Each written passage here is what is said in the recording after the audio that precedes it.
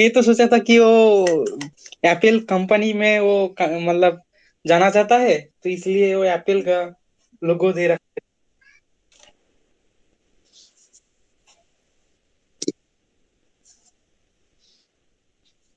रुको मैम, मैं टेस्ट वगैरह पे फोकस करो आप। एक स्टाफ ने अगर टेस्ट नहीं दिया अभी तक तो आप प्रिपेयर करके टेस्ट दे सकते हो, क्योंकि क्लासेस से अब आपको टाइम मिल जाएगा। और मुझे भी बस ये जो 2:15 वाली क्लास होती है आज होगी और कल होगी, ठीक है। और ओडी आज का मिला के 2 लेक्चर्स और लगेंगे ओडी में, मतलब टोटल अभी 3 लेक्चर्स, उसके बाद ओडी कंप्लीट है, फिर सब कुछ कंप्लीट है आपका। इवनिंग में जो एक दो ग्रुप थ्योरी से रिलेटेड एक दो बातें बतानी थी वो तो इवनिंग में मैं बता ही दूंगी। रीमान का बचा है ना थोड़ा सा, हाँ रीमान का कल देख लेंगे, या आज ही देख सकते हैं इवनिंग में, चलो देखेंगे उसको, ठीक है। कल हम जहाँ पे थे वहीं से स्टार्ट करते हैं, तो फिर इससे अच्छा कि हम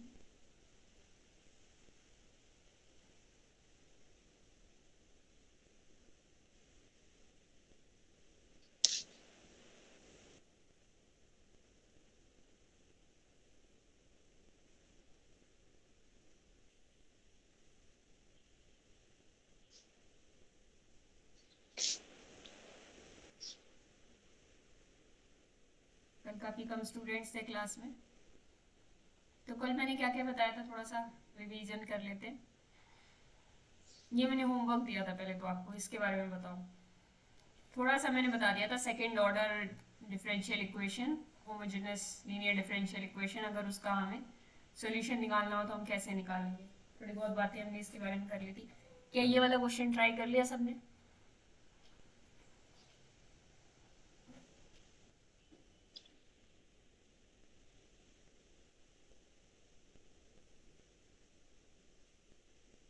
अभी कर लेते हैं मैम, रुको थोड़ी देर।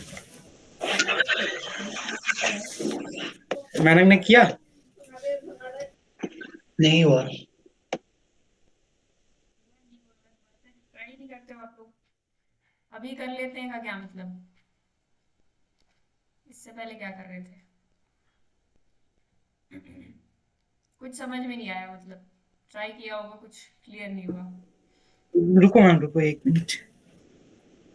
D2। ट्राई करते रहो, 10 मिनट बाद इसको डिस्कस करेंगे। एक एक बार दिखा दो, एक बार क्वेश्चन को। D plus V y equal to जी।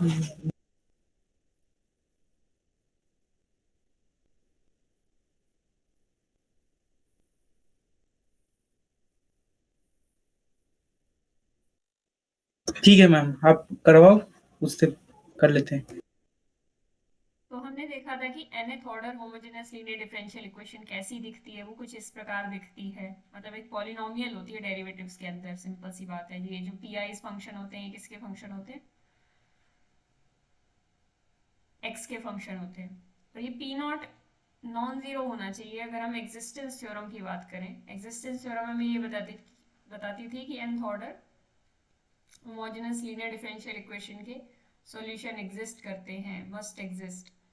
अगर ये पी नॉट नॉन जीरो हो जाए और सारे बाकी के जो पी आईज हैं पी नॉट को मिला के ये सारे कॉन्टिन्यूस हो जाए, पी आई कॉन्टिन्यूस हो जाए ये सारे, अगर इतनी बात हो जाए, ये फर्स्ट और सेकंड कंडीशन होल्ड हो जाए, तो ये हमें गारंटी देती है कि कम से कम एक सॉल्यूशन इस सिस्टम का पक्का एग्जिस्ट करेगा, इसका।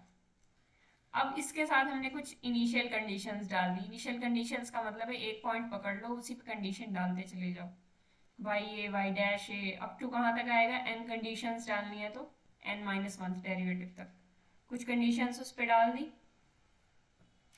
और वो कंडीशंस डाल के ये क्या बन जाती है, इनिशियल वैल्यू प्रॉब्लम। अब अगर आपने वो कंडीशंस भी डाल दी, n-1 conditions, nth order equation है तो n-1 कंडीशंस डाल के एक इनिशियल वैल्यू प्रॉब्लम बनेगी। अगर इतनी कंडीशंस भी डाल दी तो पहले तो एग्जिस्टेंस की गारंटी थी, अब यूनिक सॉल्यूशन की गारंटी मिलेगी।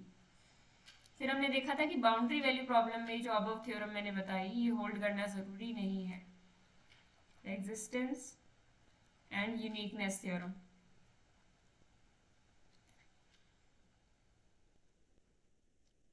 बाउंड्री वैल्यू प्रॉब्लम में क्या होता है, जैसे कि हम एक इक्वेशन लेते हैं y double dash plus y is equal to 0। इसका सिंपल ऑक्सिलरी इक्वेशन से जो सॉल्यूशन निकालते हैं वो क्या होता है, c1 cos x plus c2 sin x is equal to 0। क्योंकि ऑक्सिलरी इक्वेशन इसकी D square plus 1 is equal to 0 type की कुछ बनती है, वहाँ से डी की वैल्यू प्लस माइनस ऐड आती है, तो वहाँ से आपको सोल्यूशन निकालने आते ही हैं। अगर उसके साथ ये बाउंड्री कंडीशन दे दी जाए, यानी एक पॉइंट पे कुछ कंडीशन है, दूसरे पॉइंट पे कुछ और कंडीशन, दो अलग अलग पॉइंट्स पे कंडीशन दे दी, तो इसको बोलेंगे बाउंड्री वैल्यू प्रॉब्लम। अब ये दोनों कंडीशन के हिसाब से हमने जब सॉल्यूशन निकाला था, दोनों को लगा के तुम्हारे पास सॉल्यूशन ये आया था c2 sin x। यहाँ पे c2 कोई आर्बिट्रेरी कांस्टेंट था, मतलब c2 को जैसे जैसे आप चेंज करोगे इसका सॉल्यूशन चेंज होता रहेगा। c2 को 1 रखो sin x बनेगा, c2 को 5/2 रखो 5/2 sin x बनेगा। इस तरीके से आपको अनकाउंटेबल सॉल्यूशंस मिल रहे थे इस सिस्टम के। लेकिन ये तो एक ऐसी सिस्टम था, ऐसा इक्वेशन था, ऐसी डिफरेंशियल इक्वेशन थी जिसमें ये पी नॉट नॉन जीरो भी था, और उसके साथ में जो बाकी के कोफिशिएंट्स थे, पहले का कोफिशिएंट 1 था, दूसरे का 0 था, यानी कि ये पी नॉट था, ये p1 था और p2 यहाँ पे 1 था।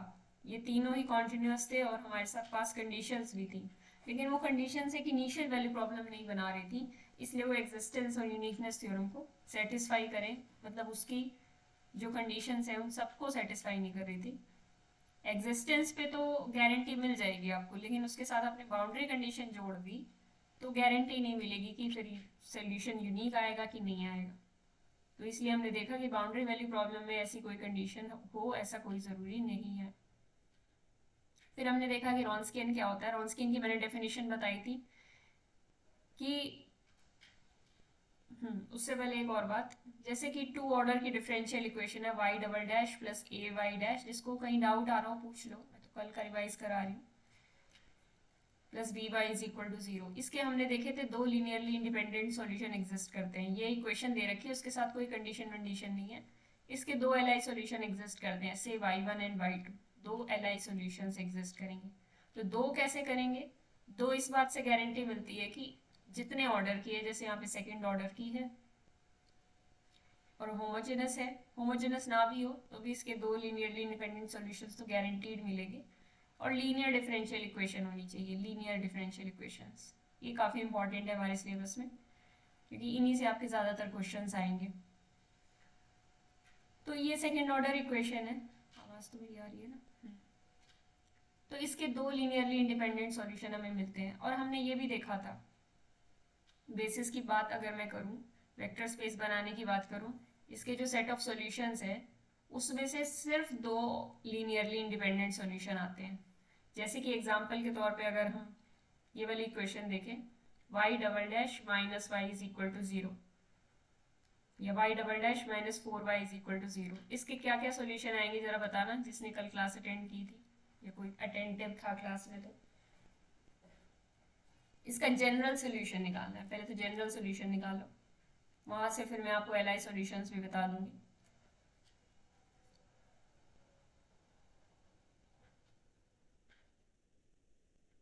plus or minus 2 e raised to minus minus 2x e raised to minus 2x e raised to 2x general solution वैसे मैंने पूछा था, आपने इंडिपेंडेंट बोल दिए, ध्यान रखा करो क्या पूछा जा रहा है। c1 c2 लगा दो, ये बन जाएगा इसका जनरल सॉल्यूशन। ठीक है, अब इस जनरल सॉल्यूशन में जो c1 और c2 के साथ जो सॉल्यूशंस पड़े होते हैं वो होते हैं लीनियरली इंडिपेंडेंट सॉल्यूशन।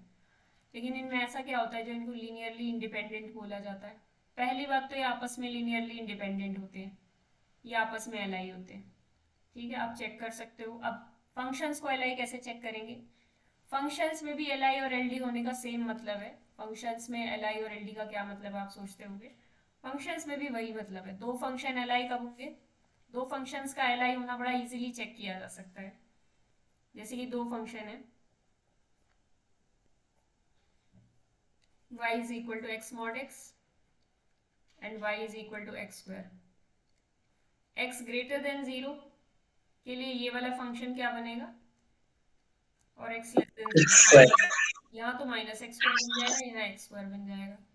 तो अगर इस वाले का ग्राफ देखें, इस वाले का ग्राफ देखें तो क्या बनेगा, पॉजिटिव के लिए तो y equal to X square जैसा और नेगेटिव के लिए माइनस एक्स स्क्वायर जैसा, कुछ इस टाइप का बन जाएगा। ठीक है, यहाँ पे ग्राफ कुछ इस टाइप का बनेगा। तो बात ये है कि क्या ये फंक्शंस एक दूसरे के स्केलर मल्टीपल हैं? वैसे नो मैम। स्केलर तो मिल रहे हैं। अगर हम बात करें इस तरफ की, मतलब राइट हैंड साइड की, तो इसको और इसको जैसे y1 और y2 अगर नाम दे दूं तो y2 is equal to y1 हो रहा है। और अगर बात करी जाए लेफ्ट हैंड साइड की तो y2 is equal to minus y1 हो रहा है। तो ये तो एक दूसरे के स्केलर मल्टीपल है कि नहीं? है यस मैम। लेकिन दोनों ही तो साइमल्टेनियस नहीं है। लेकिन हाँ, एक साथ एक स्केलर नहीं ढूंढ पा रहे, मतलब एक फिक्स स्केलर होना चाहिए। मैंने कहा कि कोई भी दो फंक्शन एक दूसरे के स्केलर मल्टीपल कब हो सकते हैं, कोई भी वेक्टर एक दूसरे के स्केलर मल्टीपल कब होते हैं? जब v1 is equal to C v2 हो जाए। ये एक फिक्स स्केलर होना चाहिए, यानी कि यहाँ पे कभी तो आपको 1 मिल रहा है वो स्केलर, और कभी वो स्केलर -1 हो रहा है। इस वजह से यहाँ कोई फिक्स स्केलर नहीं है, इसलिए ये फंक्शंस लीनियरली इंडिपेंडेंट है। किस पर? लीनियरली इंडिपेंडेंट ऑन आर, पूरी रियल लाइन पे अगर बात करें। अगर सिर्फ और सिर्फ ये बोल दिया जाता कि इनकी एल आई और एल डी चेक करो इन दोनों फंक्शंस के लिए for all x greater than zero, x greater than zero वाले हिस्से में क्या ये फंक्शंस एल आई हैं या एल डी हैं?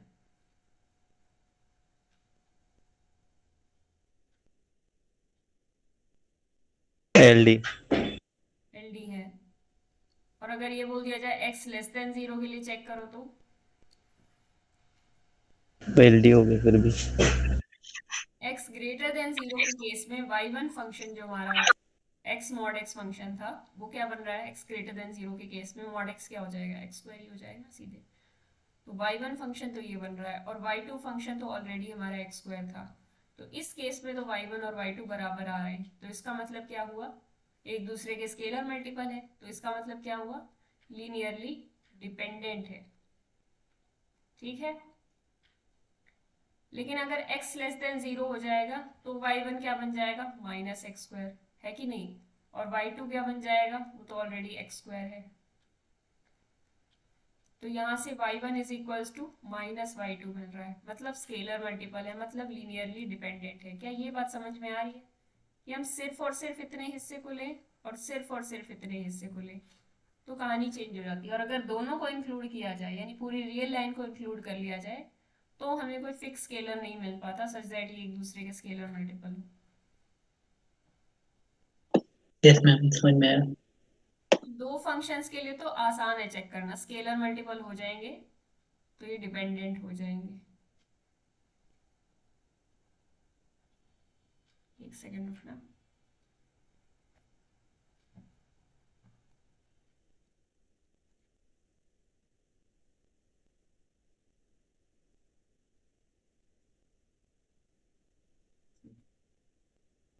लेकिन 3, 4, 5 इस तरीके से बहुत सारे फंक्शंस आ जाएंगे, तब हम कैसे चेक करेंगे? उसके लिए रॉन्स्कियन काम में आता है। रॉन्स्कियन कैसे काम में आता है उसको देखते हैं हम। पहले तो रॉन्स्कियन की डेफिनेशन ये होती है। अब ये y1, y2, yn क्या है? ये किसी nth order homogeneous linear differential equation के सॉल्यूशन है, पहली बात। दूसरी बात ये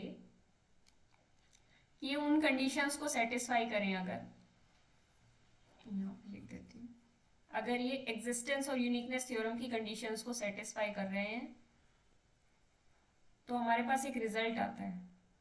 वो रिजल्ट क्या कहता है?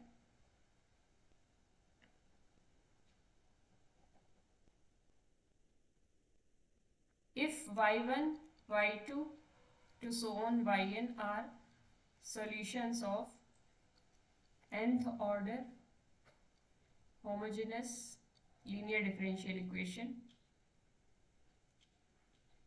ठीक है, satisfying the conditions of existence theorem. ये आप चाहे लिखो चाहे ना लिखो, बात वही है। पता ही आपको कि nth order homogeneous linear differential equation है। ये लिख देती हूँ मैं साथ में, मतलब आपकी अंडरस्टैंडिंग के लिए मैं लिख देती हूँ p not is non zero. ठीक है, क्योंकि पी नॉट जीरो होगा तो गड़बड़ होगी, फिर वो एग्जिस्टेंस थ्योरम वाली कंडीशन को सेटिस्फाई नहीं कराएंगे। इतना लिख देती हूँ, सेटिस्फाई एग्जिस्टेंस थ्योरम।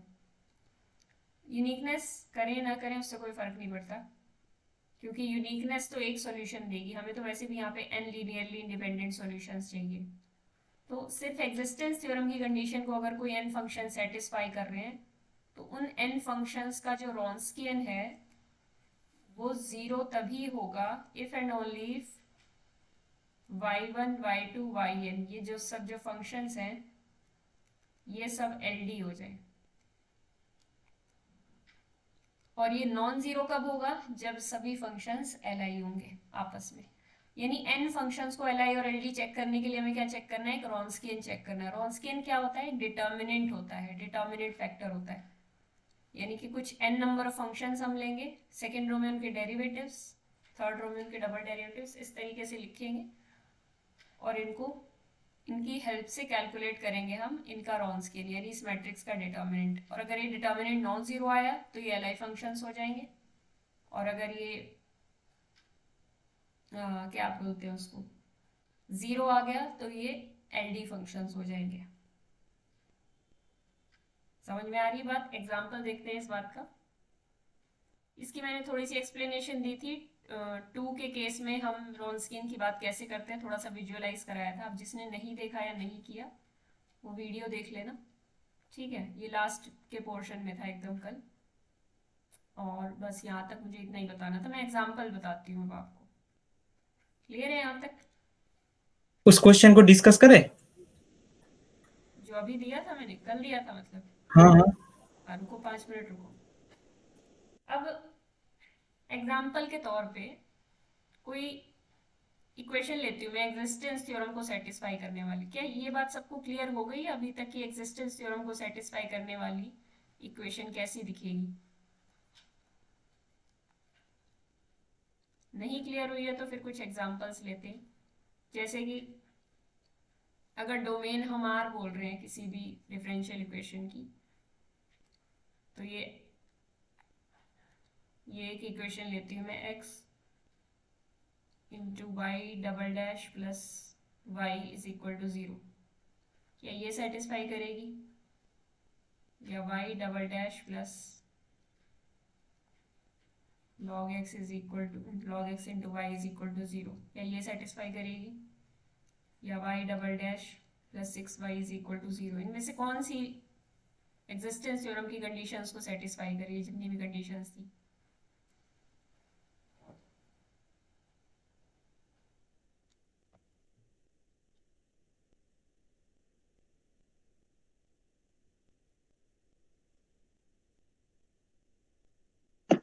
मैम 1 और 3rd होगा। ये लॉग वाला नहीं होगा मैम। फर्स्ट वन नहीं होगा मैम। फर्स्ट वाला भी नहीं होगा, सेकंड वाला भी नहीं होगा, थर्ड यस वाला? मैम, फर्स्ट वाला भी नहीं होगा मैम। फर्स्ट वाला में तो एक्स दे रखा है उसको। हाँ। क्यों फर्स्ट वाला क्यों नहीं होगा?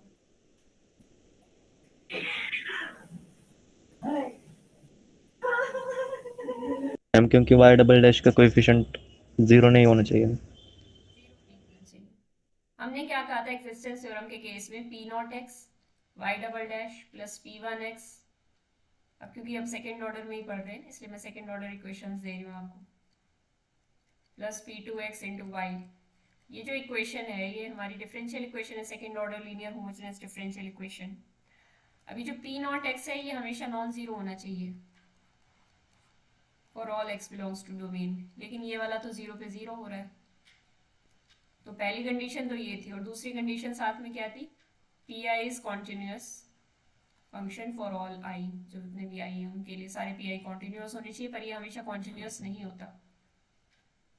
ठीक है, log x तो पहले बात तो यहाँ पे r के अंदर डिफाइन भी नहीं होगा, तो हम थोड़ा सा अजीब सा फंक्शन और ले सकते थे कोई, मतलब जो डिसकॉन्टिन्यूस होता। मेरे कहने का मतलब था यहाँ कोई डिसकॉन्टिन्यूस फंक्शन हमें लेना। तो ये वाली भी नहीं सेटिस्फाई कर रही, ये वाली भी नहीं सेटिस्फाई कर रही, ये सेटिस्फाई कर रही है। इसके हम सॉल्यूशन निकालेंगे तो जो इनका रॉन्स्कियन निकलेगा सॉल्यूशंस का, यानी कि जो भी सॉल्यूशंस का रॉन्स्कियन होगा वो जीरो होगा इफ एंड ओनली इफ क्या? Solutions are LD. LD and Wronskian non-zero if and only if solutions are LI. इस पे कुछ एग्जांपल्स देखते हैं। लेकिन मैंने कल एक और बात बताई थी, कुछ एग्जांपल लिया था, अगर आपको याद हो तो मैंने कुछ ऐसा एग्जांपल लिया था, X square Y double dash plus 4y, मतलब ऐसे कुछ था, -4y डैश। मतलब जिसमें वो रॉन्स्कियन वाला का मतलब 1/2 नहीं हो रहा था, हाँ देखो, क्योंकि उसमें तो एग्जिस्टेंस थ्योरम को मतलब वो वाला नहीं हो रहा था ना। जैसे अगर यहाँ पे भी डोमेन आर है और एक्स वाई डैश प्लस क्या लेना था, डी स्क्वायर, हाँ plus 6y is equal to 0। वैसे इसके सॉल्यूशन में कराऊंगी, ये कॉशीज ऑयलर फॉर्म है और कोई बात नहीं, हम उस तक कल जाएंगे, तब आप इसका एकदम उछल के सॉल्यूशंस निकाल दोगे, आपको कोई दिक्कत नहीं आएगी। लेकिन अभी के लिए ये समझ लो कि इसके सॉल्यूशन मुझे पता था तो मैंने लिख दिया। इसके सॉल्यूशंस होते हैं, मतलब इसका जनरल सॉल्यूशन अगर मैं लिखना चाहूँ तो c1x² प्लस c2x³ इस तरीके से लिख सकते हैं।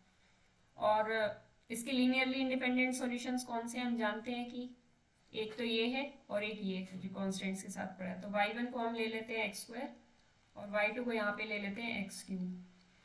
क्या ये इक्वेशन, पहले ये बताओ, एग्जिस्टेंस थ्योरम वाली कंडीशंस को सेटिस्फाई कर रही है?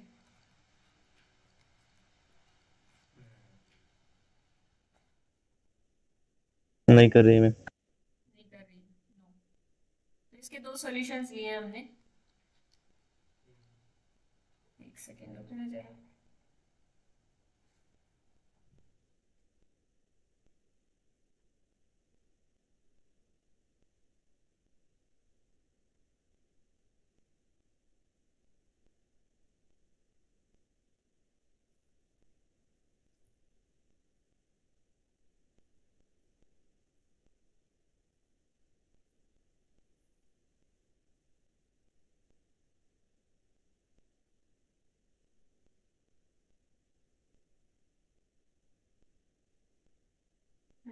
ठीक है, x² और x³ इसके दो सॉल्यूशंस हैं, ठीक है। इसका एक और सॉल्यूशन है x mod x, चाहे तो आप इसको सेटिस्फाई करा के देख सकते हो, x mod x भी इसका एक सॉल्यूशन है। जब आप पुट करोगे x², डबल डेरिवेटिव तो दिक्कत करेगा,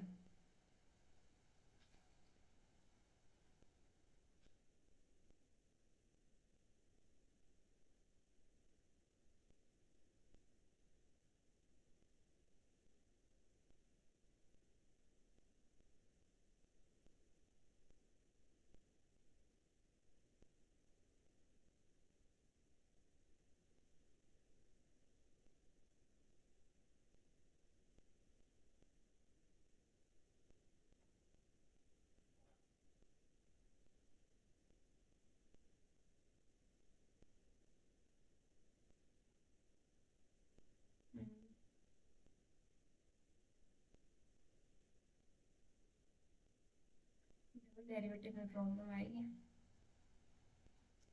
कि x mod x, 2 mod x,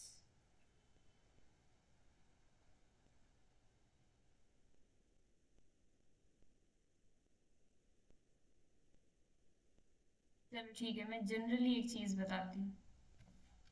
जैसे x mod x एक फंक्शन है और x² एक फंक्शन है, हमने इनका रॉन्स्कियन निकाला, तो क्या आया, x² x mod x, ये तो फंक्शंस एज इट इज रखती है फर्स्ट रो में। सेकंड रो में इनके डेरिवेटिव रखने हैं, x² का डेरिवेटिव होता है 2x और x mod x का डेरिवेटिव होता है 2 mod x। कल मैंने इसकी ट्रिक भी बताई थी कैसी होती है। तो रॉन्स्कियन तो इनका 0 आ जाएगा, रॉन्स्कियन इनका क्या निकल के आ जाएगा, 2x² mod x minus 2x² mod x which is equal to 0।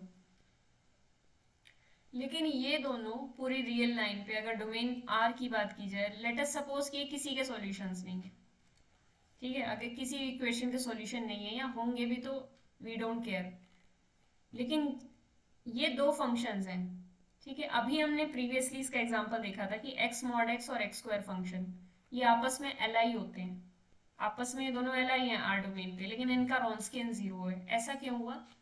क्योंकि ये किसी second order linear homogeneous differential equation जो एग्जिस्टेंस थ्योरम की कंडीशन को सेटिस्फाई कर रही हूँ उससे नहीं आते। ये उस एग्जिस्टेंस थ्योरम वाली कंडीशन को सेटिस्फाई करने वाले किसी भी डिफरेंशियल इक्वेशन के सॉल्यूशन नहीं है। ठीक है, तो मैं ये बताना चाहती हूँ आपको कि एल आई सॉल्यूशंस भी रॉन्स्कियन को 0 दे सकते हैं। तो अगर बहुत ही ज़्यादा जनरलाइज वे में इस रिजल्ट की बात हमें करनी है तो हमें ऐसे करनी पड़ेगी।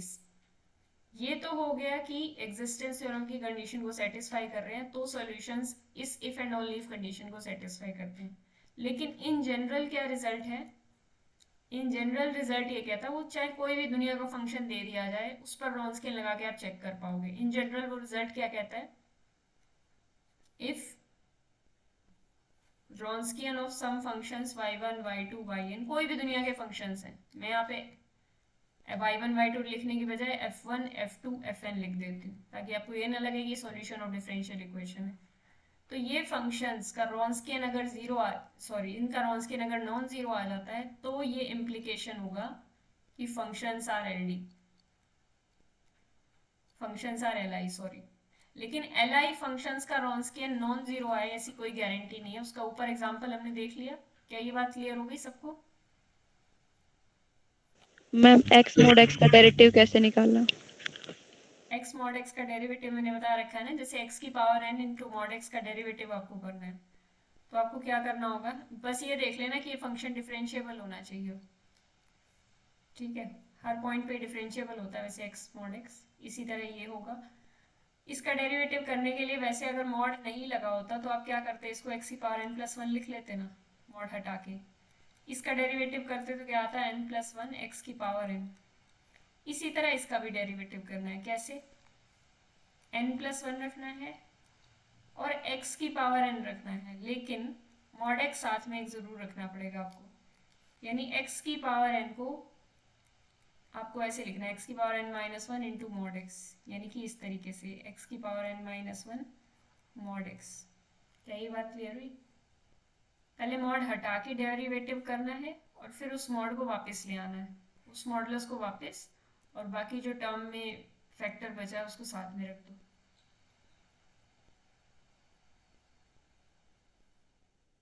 जैसे कि x मॉड x का मैंने डेरिवेटिव कैसे किया, इसको पहले मैंने x² लिख लिया, x² का डेरिवेटिव 2x होता है। अब 2x नहीं लिख सकते, हमें एक मॉड x तो साथ में लगाना ही है। जैसे x की पावर 1 है यहाँ पे, तो इसमें अब साथ में एक मॉड x लगाना है, तो वो यही वाला x मॉड x बन जाएगा। x² मॉड x का डेरिवेटिव निकालना हो कैसे निकालेंगे? x² मॉड x x³ की तरह दिखता है हमें, इसका डेरिवेटिव क्या होता है 3x²। तो अब इसको कैसे लिख लेंगे, एक मॉड x लिखना है और बाकी ऐसे एज इट इज लिख देंगे। अब आया समझ में कि नहीं? Yes ma'am. तो डेरिवेटिव इनके ऐसे ही देखने हैं। तो यहाँ से मैं क्या कह रही थी, हाँ, in general Wronskian non zero implies function is LI, and इसका कॉन्ट्रापोजिटिव क्या बनेगा इसी स्टेटमेंट का?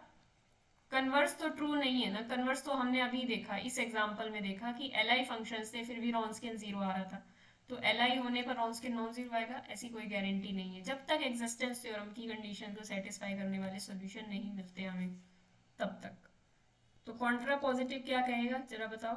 If f1 f2 fn are not LI, then not LI का मतलब क्या होता है? एलडी होता है। If functions are LD, then Wronskian, बोलो जल्दी बोलो,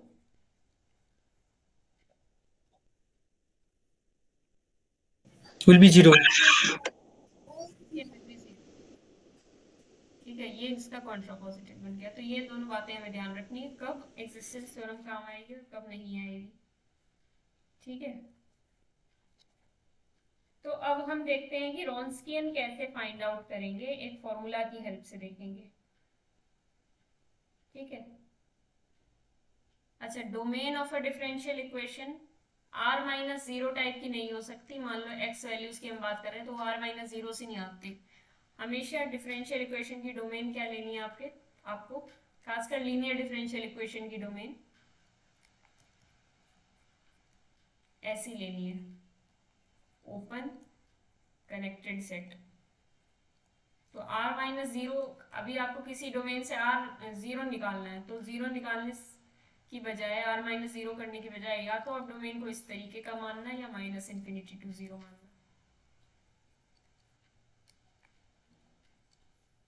ठीक है, ये बात जनरल सी है, इसका ध्यान रखना। अब हम देखते हैं एबल्स फॉर्मूला जो रॉन्स्किन फाइंड आउट करने में हेल्प करेगा।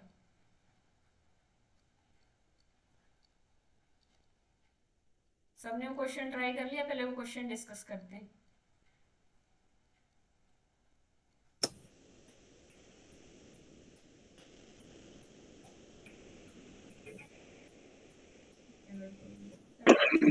यस मैम, डिस्कस कर लो।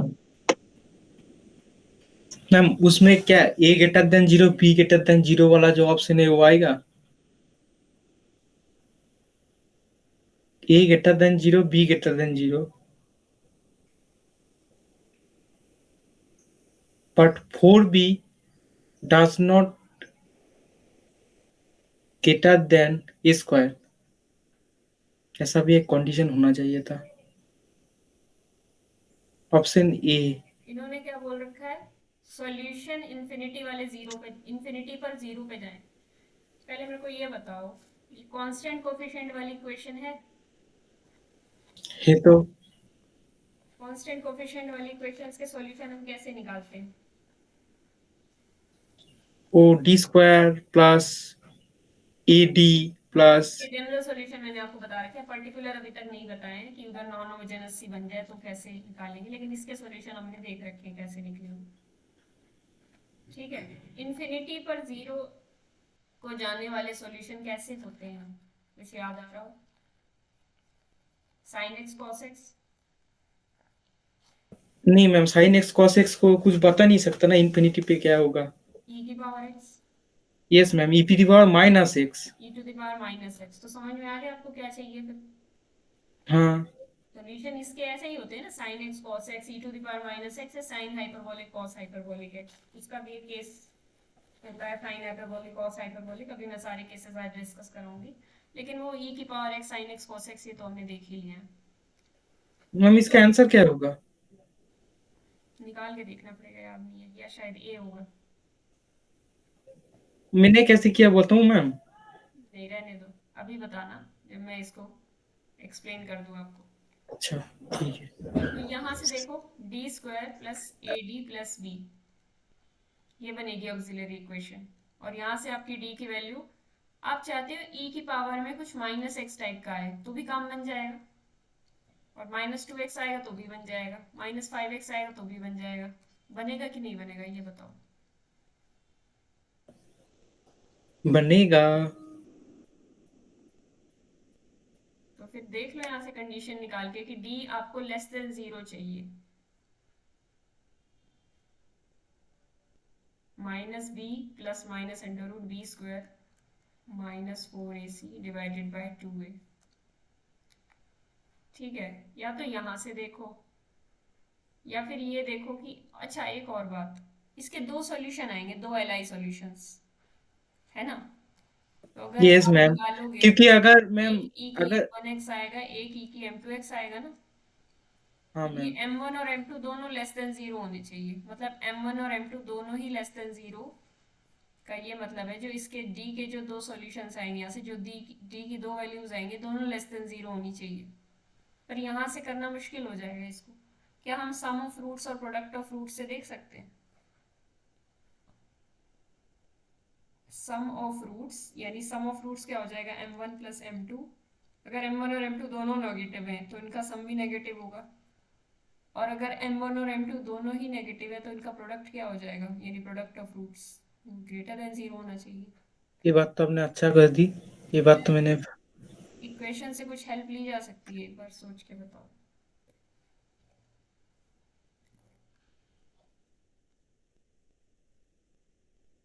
सब लोग सोच लें अपना अपना। डिस्टर्ब ना करना किसी को।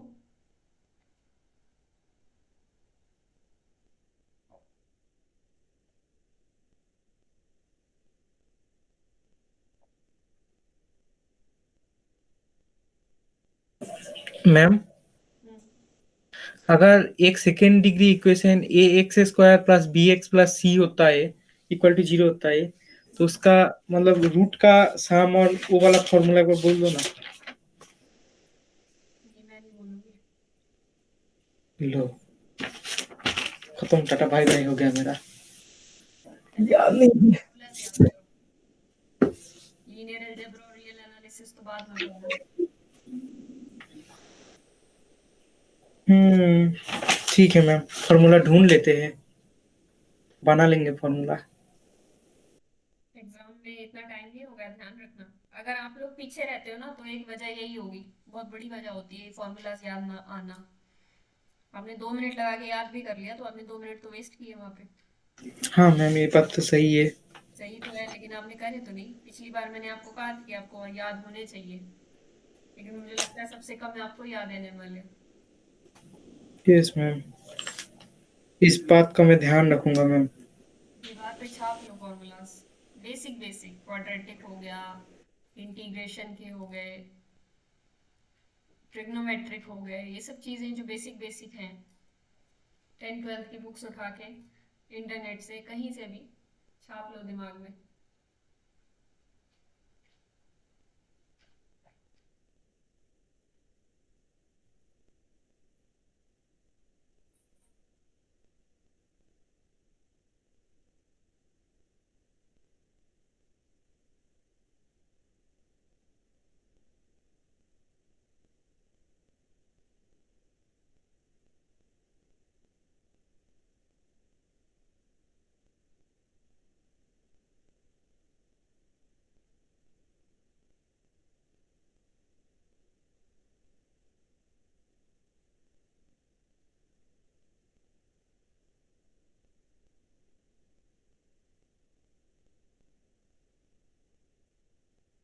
किसी का आंसर आया कि नहीं आया? वही एक नंबर ही आ रहा है मैम। एक नंबर आ रहा है। Y double dash plus A Y dash plus B Y is equal to 0। इसके जो भी रूट्स निकलेंगे, जो भी निकलेंगे, उनका सम लेस देन 0 होना चाहिए, क्योंकि दोनों लेस देन 0 है तो सम लेस देन 0 होगा। और क्योंकि दोनों लेस देन 0 है तो जो भी उनका प्रोडक्ट आएगा वो ग्रेटर देन 0 होना चाहिए। तो सम क्या होगा? Obviously minus of this by this. इनके ऊपर क्या किया जाता है? अल्टरनेट साइन लगाए जाते हैं पहले तो। फिर क्या किया जाता है? सम क्या होता है? Sum of roots minus of this, sorry, this upon this. ऊपर माइनस का साइन है तो आपको अलग से माइनस बोलने की जरूरत नहीं है। दिस अपॉन दिस, तो सम ऑफ रूट्स क्या आ जाएगा? माइनस ए। m1 प्लस m2 क्या आ जाएगा? माइनस ए। और प्रोडक्ट ऑफ फ्रूट्स क्या बनेगा? b अपॉन 1, यानी b। और वैसे सम ऑफ फ्रूट्स यहाँ लिखने की जरूरत ही क्या है? तो जो सम ऑफ रूट्स है यानी कि m1 plus m2 is equal to minus A, तो माइनस ए तो यहाँ से लेस देन 0 आ गया। और जो प्रोडक्ट ऑफ रूट्स है वो b है, b अपॉन 1। तो b अपॉन 1 तो यहाँ से ग्रेटर देन 0 आ गया इस कंडीशन से, तो b will be greater then 0 and minus A less than 0 का मतलब a will be greater then 0। यही तो कंडीशन हमें निकाल के लानी थी।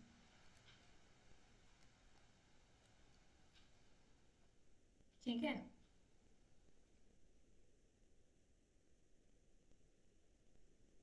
और एक बात मैम,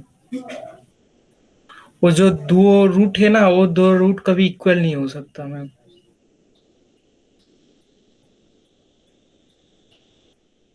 इक्वल होंगे तो क्या होगा?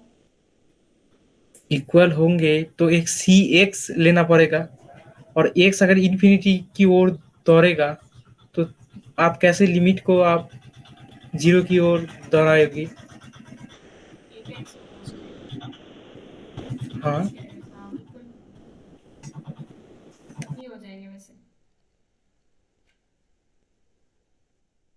तभी हो जाएगा। निकाल के देखो। रुको मैम, देखते हैं। आप इसके इसकी लिमिट निकालना चाहते हो, इसकी लिमिट क्या आती है इंफिनिटी पे? रियल एनालिसिस पढ़ के आए हो तो बताओ।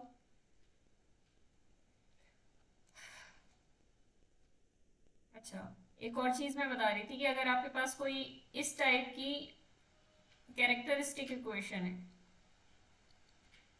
किसी पॉलिनोमियल की 2x2 मैट्रिक्स है, उसकी कैरेक्टरिस्टिक इक्वेशन दे रखी है a² + 5a + 2i = 0। इसकी आइगन वैल्यूज पॉजिटिव होगी या नेगेटिव? बिना आइगन वैल्यूज निकाले बताओ।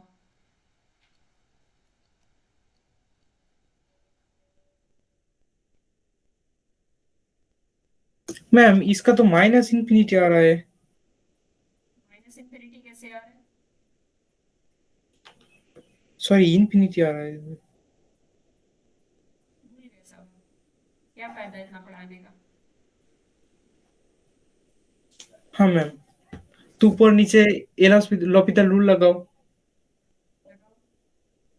ऊपर तो 1 आएगा, नीचे नीचे e⁻x ही आएगा। क्या आया आंसर? e⁻0 मतलब 1 होता है ना। 0 वो इंफिनिटी इन्फिनिटी। हाँ हाँ हाँ, मैंने गलती कर दी थी। सीधे ये देखना था डोमिनेटिंग बिहेवियर किसका है। ऊपर पॉलिनोमियल ही, नीचे एक्सपोनेंशियल है। तेजी लाओ, तेजी। बी फास्ट, ठीक है? कंपटीशन में बनो। ठीक है मैम, ठीक है। बाकी सब सो गए।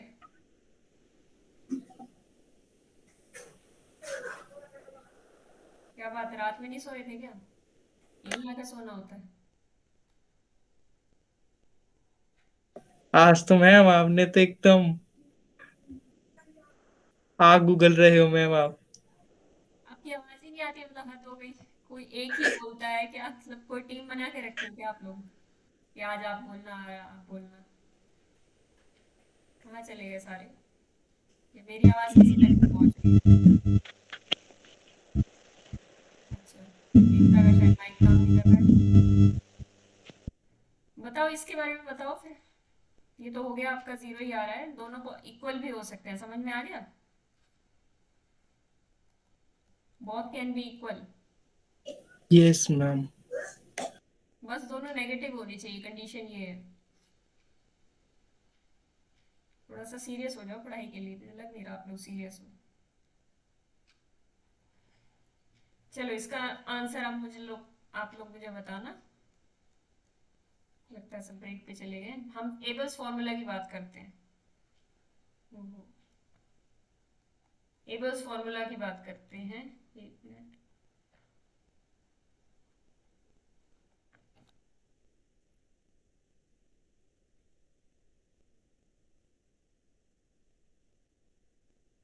ठीक है, एबल्स फॉर्मूला क्या कहता है अब देखो, ध्यान से देखना।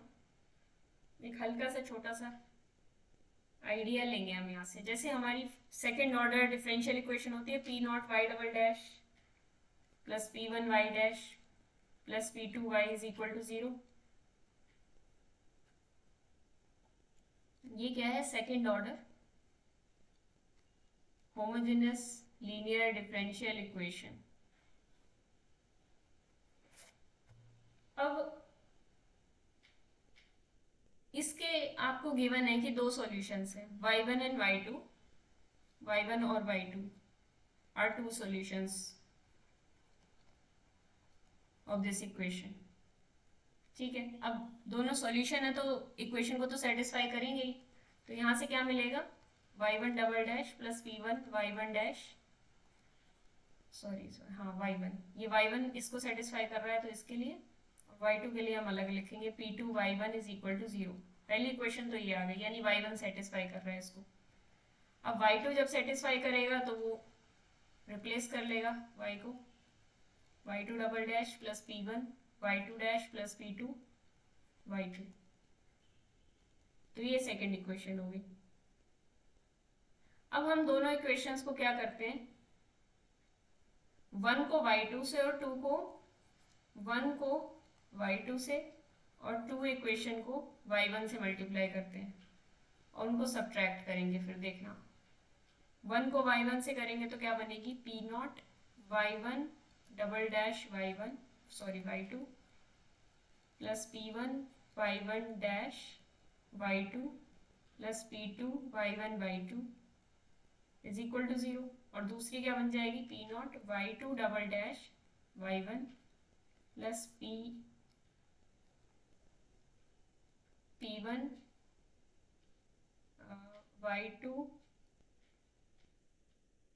y2 dash y1 plus p2 y2 y1। अब जब इन दोनों इक्वेशंस को सब्ट्रैक्ट करेंगे तो क्या आएगा, कुछ कैंसिल होगा। आप इन दोनों को सब्ट्रैक्ट कर लो, 3 माइनस 4 कर लो तो क्या होगा, ये तो कैंसिल हो जाएंगे, है ना। तो अब यहाँ से क्या बचने वाला है, हमारे पास कुछ थोड़ा बहुत बचेगा। इसको मैं पी नॉट करके कॉमन ले लेती हूँ, y1 double dash y2 minus y2 double dash y1 plus p1 y1 dash y2 minus y2 dash y1 is equal to 0। बताओ यहाँ तक क्लियर है सबको? Yes ma'am. ठीक है। तो वैसे ये क्या होता है, मैं अभी आपको एक चीज बताती हूँ। देखो जब हमने ये निकाला था रॉन्स्कियन, y1 और y2 का रॉन्स्कियन निकाला था, याद होगा आपको कैसे निकाला था, इसका फॉर्मूला पता था हमें तो हमने निकाल लिया था, y1 y2 y1 dash y2 dash. तो ये क्या आया था, y1 y2 dash minus y2 y1 dash y2 y1 dash. ठीक है, ये रॉन्स्कियन था, W भी बोल सकती हूँ मैं अभी थोड़ी देर के लिए इसको। ठीक है, तो यहाँ पे W कहीं रिप्लेस हो रहा है क्या इस पूरी इक्वेशन में?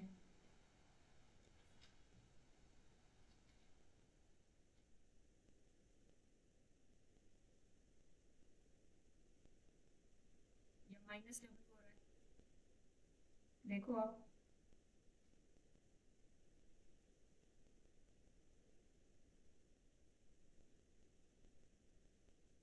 इस जगह पे हो जाएगा ना, माइनस W हो जाएगा। ठीक है, एक तो ये चीज हो गई। अब देखना इस W का डेरिवेटिव निकालो। इसका डेरिवेटिव निकालते हैं पहले तो हम y1 एज इट इज रखेंगे, y2 का डेरिवेटिव करेंगे plus y2 as it is रखेंगे, y1 का डेरिवेटिव करेंगे। ठीक है, दूसरा y2 as it is, y1 का डेरिवेटिव प्लस y2 का डेरिवेटिव और y1 वाला एज इट इज। ठीक है, तो अब देखो इसको सॉल्व करो, क्या आता है यहाँ से, कुछ कैंसिल हो रहा है क्या, y2 डैश y1 डैश और y2 डैश y1 डैश, ये यहाँ पे भी है और यहाँ पे भी है, तो ये आपस में कैंसिल हो गए। तो बचा क्या हमारे पास, w dash is equal to y1 y2 double dash minus y2 y1 double dash, y1 y2 double dash minus y2 y1 double dash. ठीक है, तो अब हम देखो क्या करेंगे, इनका यूज करते हैं। वो फिफ्थ इक्वेशन थी, ये सिक्स्थ हो गई, ये सेवेंथ हो गई। अब देखो ध्यान से, अब ये जो हमने इक्वेशन बनाई थी, मैं इसको जरा नीचे लिख लूं।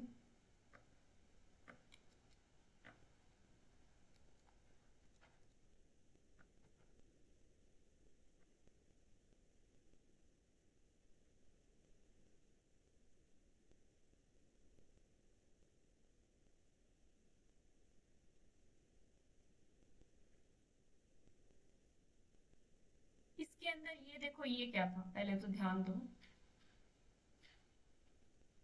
ये रॉन्स्कियन का डेरिवेटिव क्या था, y1 y2 डबल डैश, यानी y1 y2 डबल डैश ये लिखा हुआ है, और y2 y1 double dash, y2 y1 double dash. तो ये क्या था, यहाँ पे ध्यान से देखो, ये हो जाएगा p not into minus W, लिख सकते हो इसको माइनस डब्ल्यू डैश। और इसको क्या लिख सकते हो, ये अभी आया था हमारा, ये माइनस y1 के साथ y2 था, किसके साथ था, अच्छा अच्छा अच्छा ठीक है, ये माइनस डब्ल्यू आया था, माइनस डब्ल्यू था। ठीक है, इसके साथ हम क्या लिख सकते हैं, p1 into minus W is equal to 0। अब ये जो डब्ल्यू डैश और डब्ल्यू लिखे हैं ये दोनों एक्स के ही फंक्शंस हैं। मैं एक बार इनको थोड़ा सा साइड में करके ले आती हूँ। तो क्या हो जाएगा, ये W dash over W is equals to minus P1 over P0। क्या हो जाएगा यहाँ से, इसको इधर ले जाना और डब्ल्यू डैश और डब्ल्यू वाली टर्म्स एक साथ हो जाएंगी तो ये आ जाएगा, और P1 और P0 वाली टर्म्स एक साथ हो जाएंगी तो ये आ जाएगा। अब क्या करते हैं, दोनों साइड इंटीग्रेट कर लेते हैं, दोनों x के फंक्शंस हैं दोनों तरफ। तो देखो इंटीग्रेटिंग बोथ साइड्स, अब ये सारे x के फंक्शंस हैं तो इंटीग्रेट करेंगे तो क्या हो जाएगा, log ऑफ w। इस तरफ तो ये हो जाएगा नीचे फंक्शन ऊपर उसका डेरिवेटिव, और इधर क्या हो जाएगा, एज इट इज रहेगा, dx प्लस सम कांस्टेंट भी आ रहा होगा, ठीक है। तो इस कांस्टेंट को चाहे तो आप log c ले लो, चाहे जो लेना हो ले लो, हाँ ठीक है ऐसे ही ठीक है। अब देखो ये आ गया minus P1 by P0 dx plus c। अब w की वैल्यू जब आप यहाँ से निकालोगे तो क्या आ जाएगी, ये log इस तरफ जाएगा तो ये क्या बन जाएगा, e raised power minus P1 by P0 integration, और ये क्या बन जाएगा, e की पावर c साथ में मल्टीप्लाइज। इस e की पावर c को आप कुछ c1 करके भी लिख सकते हो। बात समझ में आई, ये फॉर्मूला कैसे बना यहाँ तक। Yes ma'am. यानी कि अगर इक्वेशन दी गई है आपको, सेकेंड ऑर्डर इक्वेशन दी गई है तो उसका रॉन्स्कियन आप इस तरीके से फाइंड आउट कर सकते हो, उसके सॉल्यूशंस के कॉरेस्पॉन्डिंग रॉन्स्कियन फाइंड आउट कर सकते हो। ठीक है, एक सेकेंड और।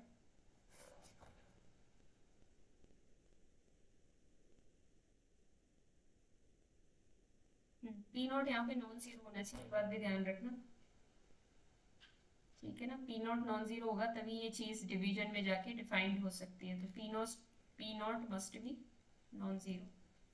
तो ये आपका फॉर्मूला बन जाएगा। इसके बेस पे कोई क्वेश्चन,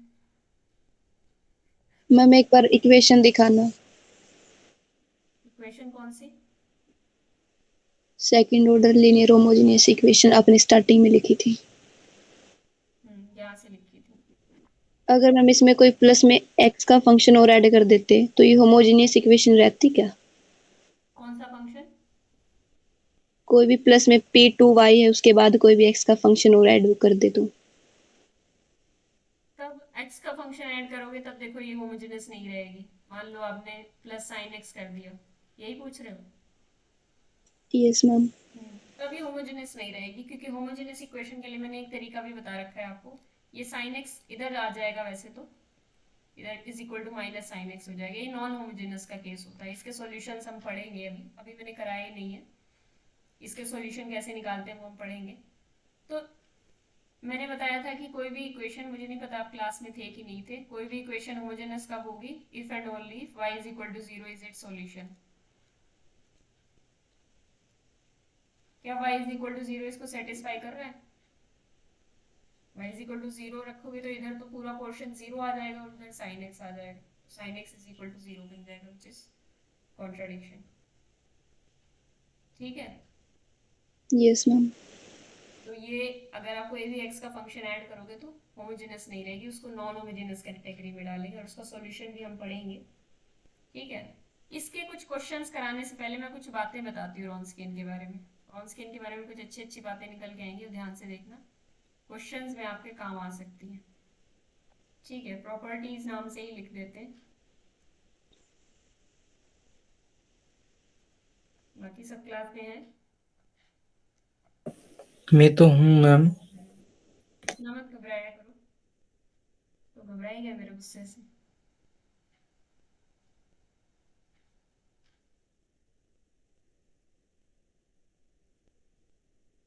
लेकिन पढ़ा करो, पॉइंट ये है, if Wronskian is 0 at some point, किसी भी पॉइंट पे, डोमेन के किसी भी पॉइंट पे अगर आपका रॉन्स्कियन 0 हो रहा है, देन रॉन्स्कियन इज आइडेंटिकली 0। ये कितनी अच्छी प्रॉपर्टी है रॉन्स्कियन के बारे में, ऐसे ही लिख देती हूँ मैं, W is 0 at all points of domain. अगर ग्राफिकली मैं बात करूँ इस प्रॉपर्टी की, तो अगर आपका फंक्शन ग्रॉन्स्कियन एक पॉइंट पे कट कर रहा है। ग्रॉन्स्कियन क्या है वैसे?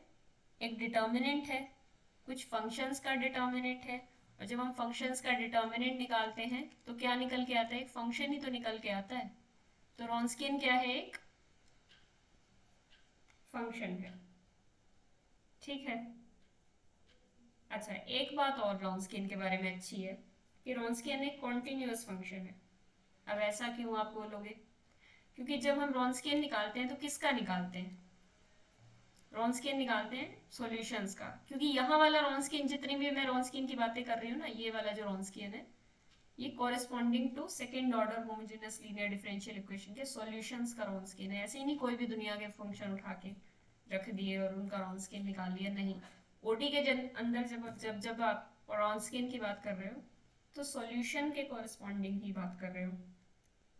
तो जब आप ऐसे देखते हो कि हमारी सेकेंड ऑर्डर डिफरेंशियल इक्वेशन है P not Y double dash plus P one Y dash plus P two into Y is equal to 0, ये वाली सेकेंड ऑर्डर डिफरेंशियल इक्वेशन का सॉल्यूशन होता है रॉन्स्कियन, सॉरी, सॉल्यूशंस का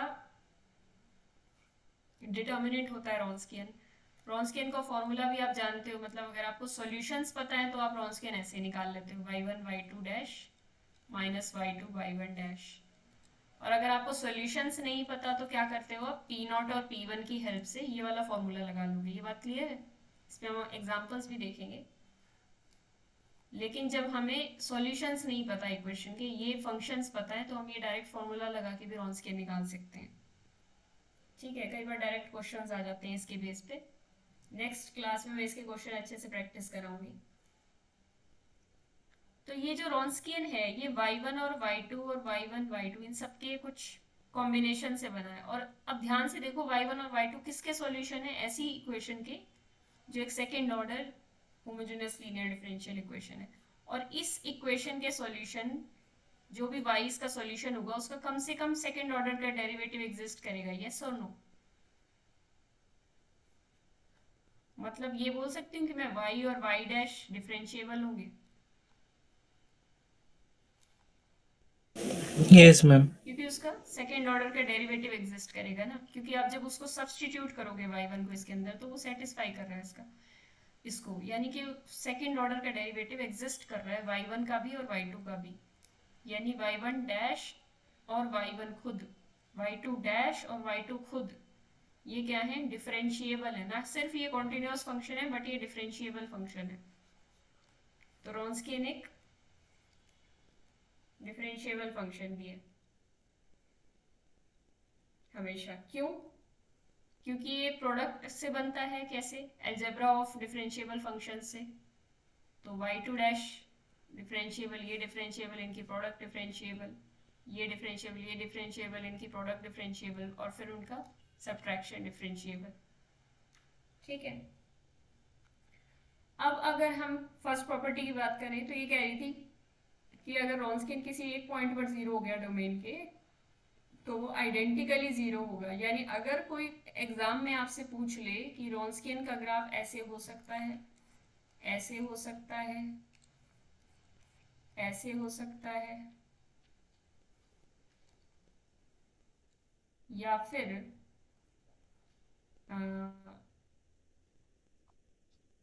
ऐसे हो सकता है, तो आप कौन सा बताओगे? कौन सा हो सकता है? रॉन्स्कियन के ग्राफ कौन कौन से पॉसिबल?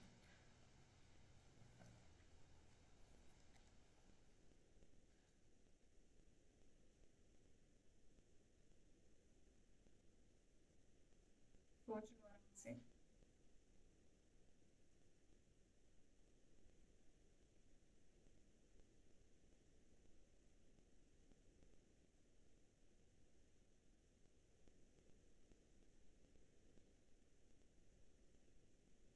प्रॉपर्टी पे यूज होनी है।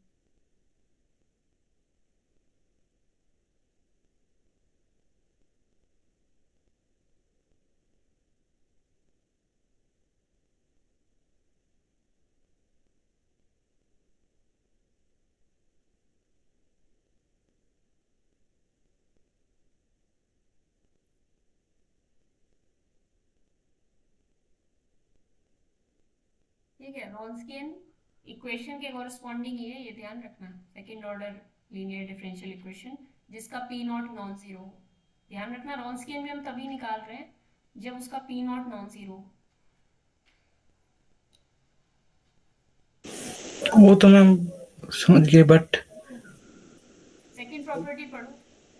सेकंड प्रॉपर्टी कहती है, सेकंड प्रॉपर्टी करने के बाद आप आसानी से बता दोगे, if Wronskian is non zero at some point of domain. अगर रॉन्स्कियन किसी एक पॉइंट पर डोमेन के नॉन जीरो हो रहा है, एटलीस्ट एक पॉइंट पर भी नॉन जीरो हो जाए, तो it is non zero for all points of domain. यानी अगर एक पॉइंट पर नॉन जीरो वैल्यू अटेन कर रहा है तो हर पॉइंट पर नॉन जीरो वैल्यू अटेन करेगा। ऊपर वाला कह रहा है अच्छा, एक पॉइंट तो पर फिर जीरो मैम वैल्यू वो अटेन करे तो हर पॉइंट पर जीरो वैल्यू अटेन करेगा। दोनों बातें एक दूसरे का साथ दे रही हैं और काफी कुछ बता रही हैं आपको। समझ गया मैम। तो फिर मैम वो व्हाइट में जो लिख रखा है ना थर्ड में, वो होगा। थर्ड में एक वाइट ग्राफ है, फिर ग्रीन ग्राफ है, फिर से वाइट ग्राफ है और फिर तो से फिर से येलो। जो व्हाइट है वो। अच्छा, जो प्योर वाइट है जिसमें कोई डॉट वॉट भी नहीं है, मैम वो रेड बना लेते हैं। मतलब आप कह रहे हो रेड वाला होगा। वही तो लग रहा है। ठीक है, और कोई जवाब? बाकी दोनों हो गए, नैनेश और उसकी तो नैनेश और नैनेश की आवाज ही नहीं आ रही। मोइना,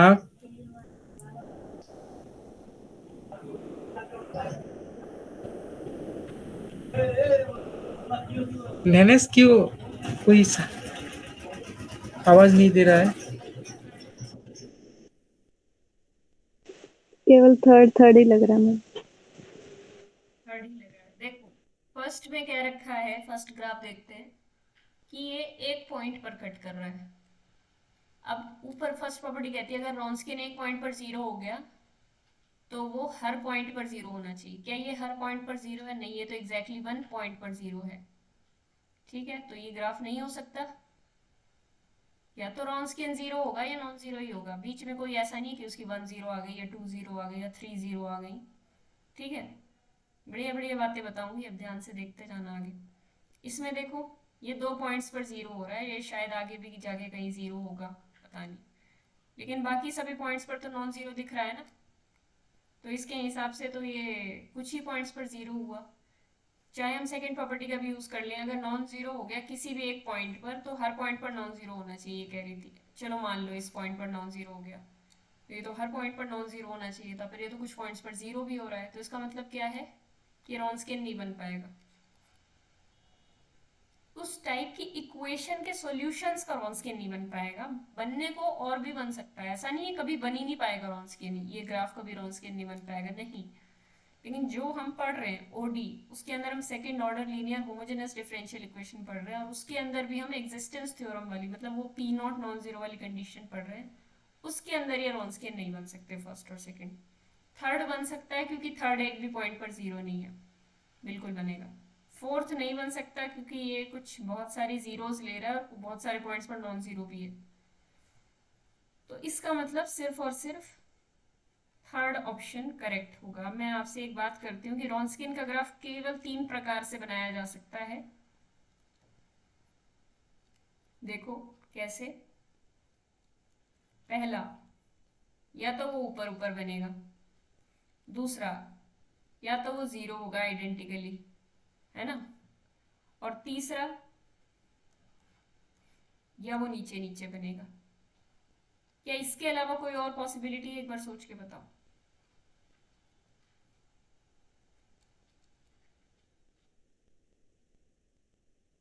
इसके अलावा तो कोई प्रॉपर मतलब आप जब मतलब अब तक जब मतलब पढ़ा उसमें तो नहीं होगा मैम।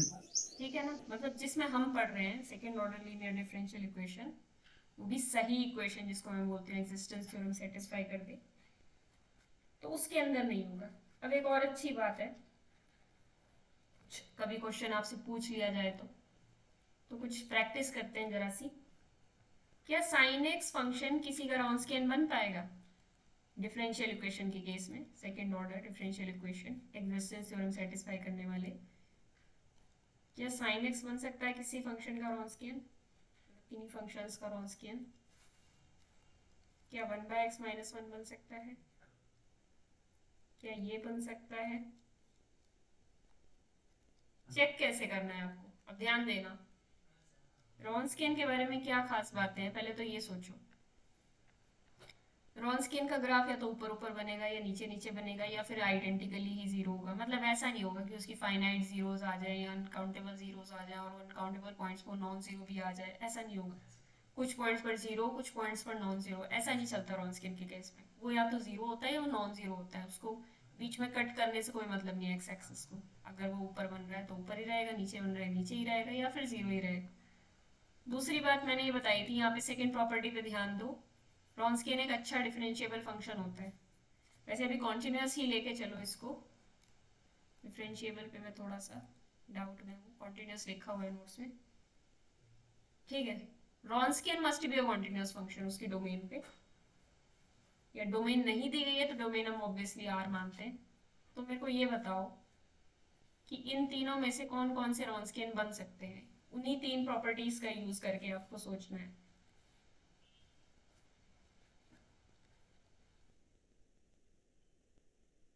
लिख लो सारे एग्जांपल्स।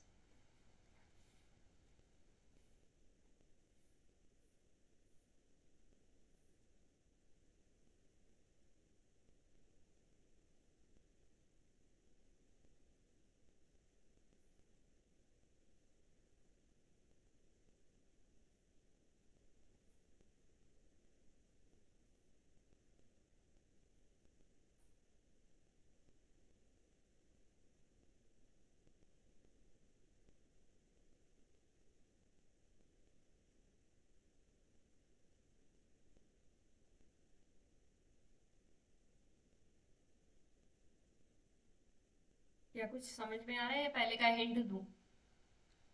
बताओ हिंट आ चाहिए। रहा है मैम। अच्छा आ रहा है, ठीक है। तो पहला और दूसरा बताओ मुझे, फिर आ रहा है तो उसके बाद अब ट्राई करना। मैम पहले वाला तो नहीं होगा, क्यों नहीं होगा? क्योंकि साइन एक्स का जो ग्राफ है वो मतलब मैम अगर उसमें वो काउंटेबल टाइम्स वो आता है, जीरो आता है और नॉन जीरो भी आता है, इसलिए नहीं होगा मैम। लेकिन सेकेंड, कॉन्टिन्यूटी वाली कंडीशन सेटिस्फाई कर रहा है, हाँ मैम कॉन्टिन्यूटी वाली कंटिन्यूअस है। कंडीशन। लेकिन इसके बड़े सारे जीरोस हैं जो ऊपर नीचे ऑसिलेट होता रहता है ये, लेकिन नॉन स्केल बनने लायक नहीं है। वन के रिगार्डिंग एक क्वेश्चन भी है मेरा मैम। हम्म अगर मैम हम लोग को डोमेन ऑफ डिफिनेशन, अगर मैम मान लो वो कर दे माइनस ओपन इंटरवल -π/2 से ओपन इंटरवल π/2 तक, हम्म तब क्या है रॉन्स्कियन बन सकता है? आपको क्या लग रहा है? मेरे को तो लग रहा है बन सकता है, क्योंकि उस टाइम तो मतलब कोई भी आप डोमेन ले लो। एक बात बताओ। हम ओपन इंटरवल 0 to पाई ले लें। Hmm open interval 0 to pi. Open interval 0 to π में नहीं बन जाएगा, मतलब ये कह रहे हो? फर्स्ट क्वेश्चन बन जाएगा। फर्स्ट बन जाएगा, इसमें बनेगा क्या -π/2 to π/2?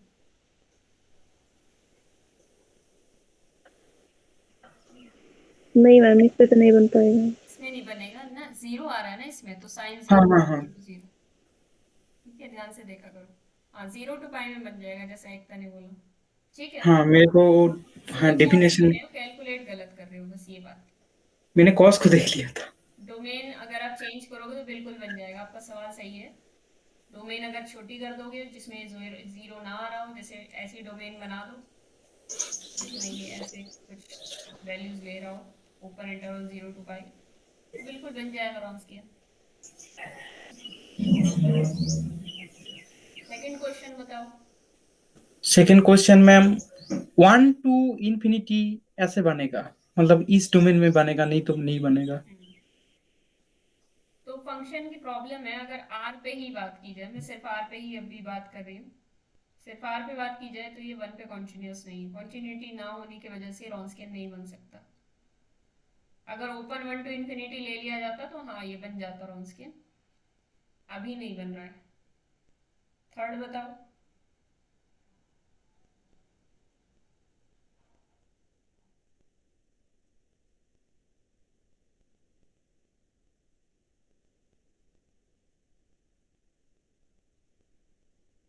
मैम 0 पे नहीं बनेगा।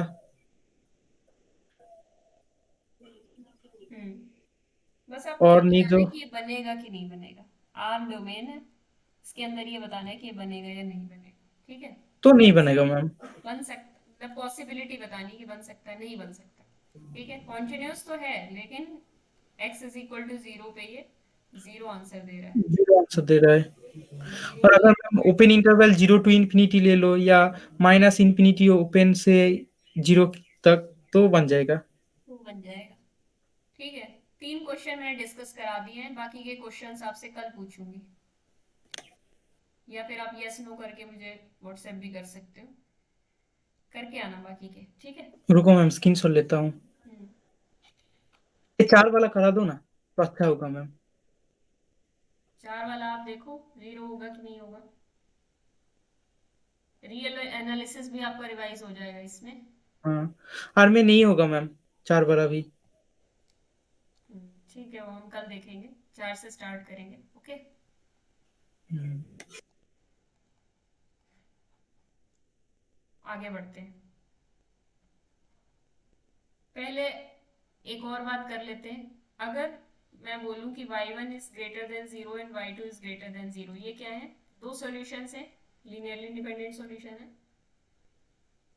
किसी second order linear homogeneous differential equation के। तो ये कह रहे हैं कि रॉन्स्कियन भी इनका ग्रेटर देन 0 होगा। आपको लग रहा है ऐसा? LI है ये।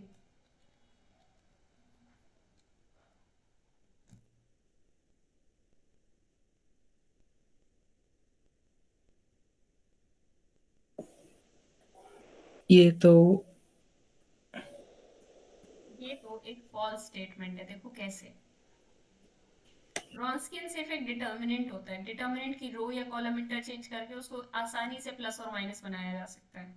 जैसे कि अगर y1 को e की पावर x ले लिया जाए और y2 को e की पावर 2x ले लिया जाए तो आप कहोगे यस, नहीं e की पावर माइनस x ले लेते हैं। तो रॉन्स्कियन ऑफ y1 y2 क्या आएगा यहाँ से? e to the x e to the minus x, और फिर यहाँ पे इसका डेरिवेटिव्स क्या आ जाएगा? ये -1, इनकी मल्टीप्लीकेशन तो -1 आएगी और इनकी मल्टीप्लीकेशन -1, तो -2 आ गया। दोनों पॉजिटिव फंक्शंस लिए थे मैंने, ध्यान देना। और यही यस मैम। अगर, हाँ यही अगर हम रॉन्स्कियन निकाल लें, e की -x को पहले रख के निकाल के चेक करते हैं एक बार, फिर e की x, तो ये प्रोडक्ट आ जाएगी 1 -1, है कि नहीं? 2 आ जाएगी।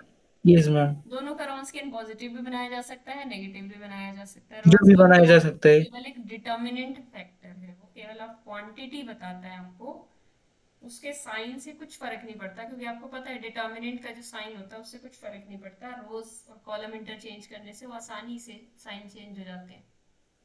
ठीक है, तो ये स्टेटमेंट हो गई फॉल्स। दूसरी स्टेटमेंट देखते हैं एक बार। दूसरी स्टेटमेंट आप लोग बताओ मुझे कि अगर y1 and y2 are 1 1,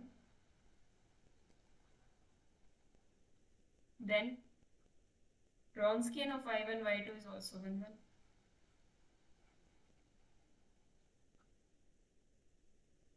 True or false?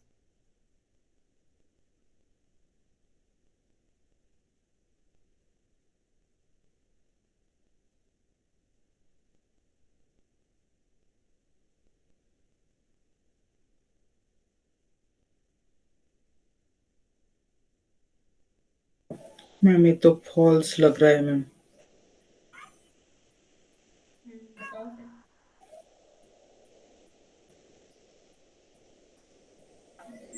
X ma'am और अगर माइनस। हाँ एक्स और एक्स या एक्स और माइनस एक्स ऐसा कुछ लेके देखो मैम, हो जाएगा मैम। एक्स और माइनस एक्स लेके देखें, एक्स माइनस एक्स 1 माइनस 1, तो ये क्या आ रहा है, माइनस एक्स प्लस एक्स।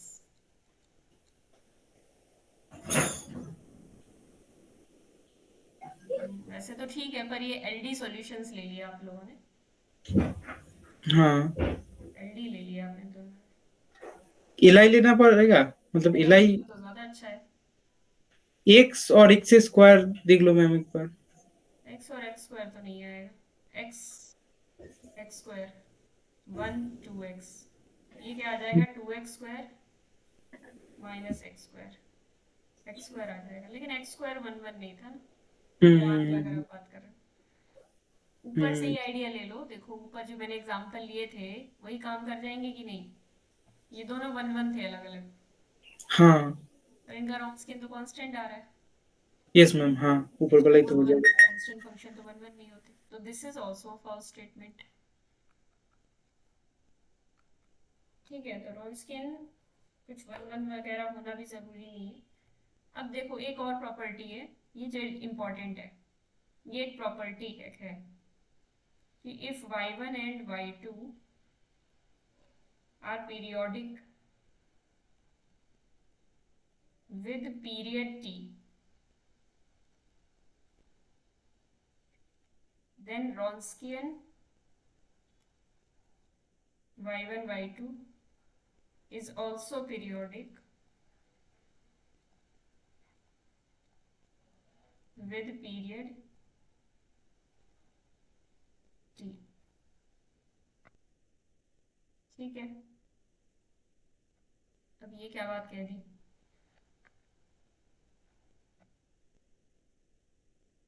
देखो रॉन्स्कियन होता क्या है, y1 और y2 से कैसे रिलेट होता है रॉन्स्कियन, ये होता है y1 dash y1 y2 dash minus y2 y1 dash. अब यहाँ पे ये एक पीरियोडिक फंक्शन है, अब ध्यान से देखना एक बार, रियल में आपको एक रिजल्ट कराया गया था अगर आपको याद हो तो, कि derivative of A periodic function is periodic, याद है कि नहीं, मतलब पीरियोडिक फंक्शन का डेरिवेटिव भी करोगे ना तो भी, हाँ पीरियड ही आएगा तो फिर। इसको आप ऐसे देख सकते हो, मैंने डेफिनेशन लगा के आपको प्रूव करवाया था, जैसे कि एग्जांपल के तौर पे अगर मैं बताऊं तो साइन एक्स है, उसका डेरिवेटिव कॉस एक्स, वो पीरियोडिक ही होता है, दोनों पीरियोडिक होते हैं। हमने क्या किया था, कोई भी एफ एक्स को ले लिया था, F x is periodic with period T, fundamental period इसका टी मान लिया था आपने, फिर आपने निकाला था एफ डैश एक्स, वो कैसे निकला था, F of x plus H minus F of x divided by H, यानी कि यहाँ से F of x, sorry F dash x plus T निकाला था आपने, तो ये क्या था, x plus T plus H, x plus H, F dash का एक्स प्लस टी निकाला था, और मैं अभी ये प्रूव कर दूंगी कि ये एफ डैश ऑफ एक्स के बराबर आएगा। तो आपने देखा कि अगर उसमें टी ऐड कर दो, एफ एक्स का पीरियड टी है, अगर उसमें टी ऐड कर दो तो उस पर कोई फर्क नहीं पड़ता, तो ये क्या हो जाएगा, F of x plus H हो जाएगा, और यहाँ पे F of x plus T था, तो F of x plus T फिर से एफ ऑफ एक्स हो जाएगा, और फिर नीचे एच आ जाएगा, और फिर ये क्या हो जाएगा, एफ डैश एक्स। तो आपने देखा कि एफ डैश एक्स निकालते टाइम एफ ऑफ एक्स का बड़ा रोल प्ले होता है, इसी वजह से उसकी पीरियोडिसिटी को हमने यूज करके एफ डैश एक्स को पीरियोडिक प्रूव कर दिया, और सेम पीरियड के साथ, सेम पीरियड ध्यान रखना। तो अगर y1 पीरियोडिक है, इन्होंने क्या रखा है y1 and y2 are periodic, तो क्या y1 डैश और y2 डैश पीरियोडिक होंगे,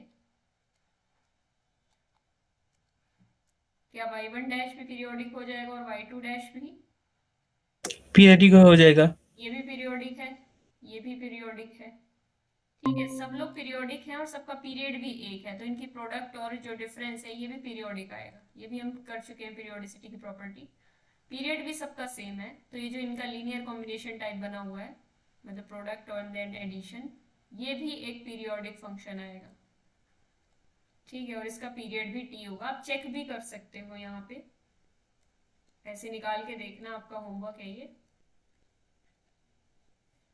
W of y1 y2 x plus T, यहाँ x प्लस टी पुट कर दोगे आप, y1 y2 dash x plus T minus y2 y1 dash x plus T, करके देखना।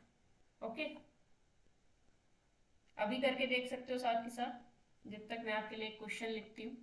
ओके, तो रॉन्स्कियन पीरियोडिक तो हो जाएगा, ये एक इम्पॉर्टेंट प्रॉपर्टी है। अगर y1 और y2 पीरियोडिक है पीरियड टी के साथ, तो रॉन्स्कियन भी पीरियड टी के साथ पीरियोडिक होगा।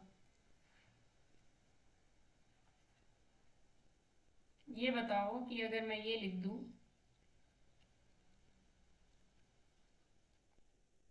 ये सब क्वेश्चंस नोट करते जाओ। आज 2 ही बच्चे हैं क्लास में।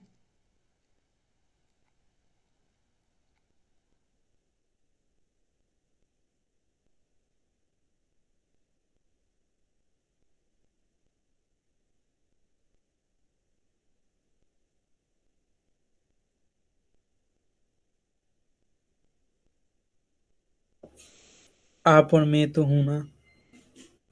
मैं बच्ची नहीं ना, मतलब मैं भी हूँ। स्टूडेंट। अच्छा, बड़े हो। बड़ी तो नहीं हूँ, लेकिन अभी जो भी हो वही हो, कुछ भी हो जाओ। हाँ? कुछ भी हो जाओ मैम, बड़ी छोटी बातचीत जो भी मन चाहेगा बन जाओ। ऊपर वाला हो गया क्वेश्चन, या बातों में रह गए? ऊपर वाला को देखना पड़ेगा मैम, एक बार घर में ट्राई करूंगा इसको। पुरान स्कैन लगा। डायरेक्ट आप पुट करोगे हो जाएगा। एक तो आपने ट्राई किया, नो मैम। ट्राई इतना आसान है, बताओ, मैंने कहा अभी ट्राई करो, आप कर नहीं रहे हो। मैम एक मिनट। ठीक है।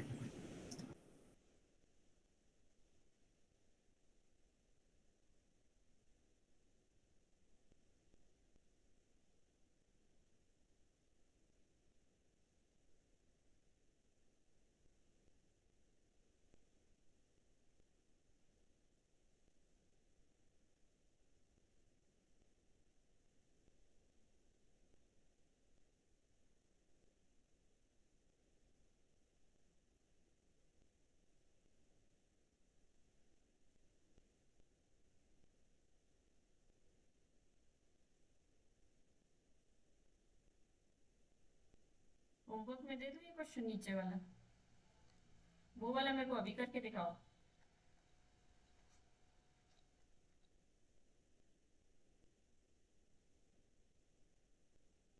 एक दो और प्रॉपर्टी बताती हूँ रॉन्स्कियन की, फिर हम एबल्स फॉर्मूला पे कल क्वेश्चन इसके करेंगे।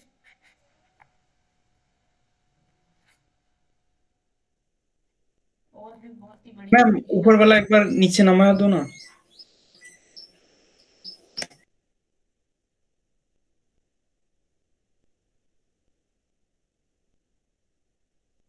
मैम एक बार एक क्वेश्चन दिखा।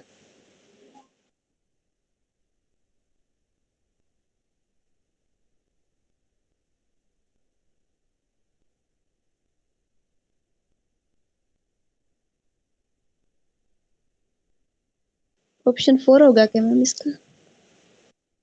ध्यान से देख लो, मल्टीपल सेलेक्ट है ये, आराम से इत्मीनान से देखना। चाहे तो अभी बता देना, लेकिन आंसर सही बताना। MSQ है, +2 मार्क्स मिलेंगे या फिर -2/3।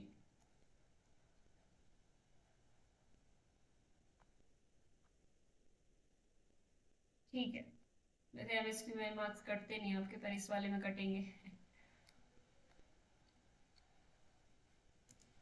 बढ़िया आगे।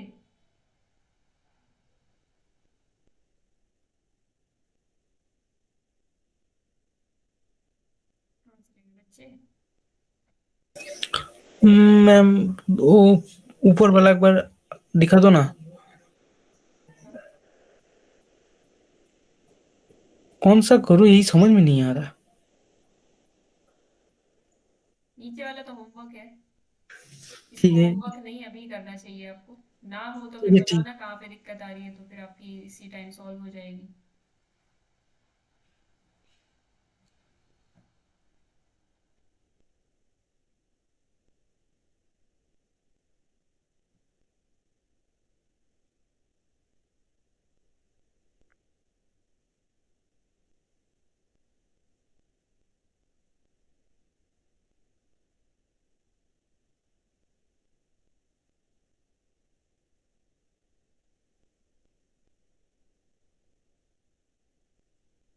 मैंने आपको ये बताया था रियल एनालिसिस में कि कोई कॉन्टिन्यूस फंक्शन जो कि पीरियोडिक होता है वो बाउंडेड होता है, याद है? Continuous plus periodic function. हाँ मैम। ग्राफिकली बता देती हूँ। कॉन्टिन्यूस प्लस पीरियोडिक, देखो रियल एनालिसिस यूज होता है इसमें, ओडी में। लीनियर अलजेब्रा भी हो जाता है थोड़ा बहुत। लीनियर अलजेब्रा वैसे आगे आपके सिलेबस में नहीं है, वो system of linear differential equation, नहीं तो और ज्यादा लीनियर अलजेब्रा यूज होता। कॉन्टिन्यूस प्लस पीरियोडिक फंक्शन हमेशा बाउंडेड होता है। कैसे? जैसे अगर पीरियोडिक फंक्शन है तो कुछ सेक्शंस में बटा होगा,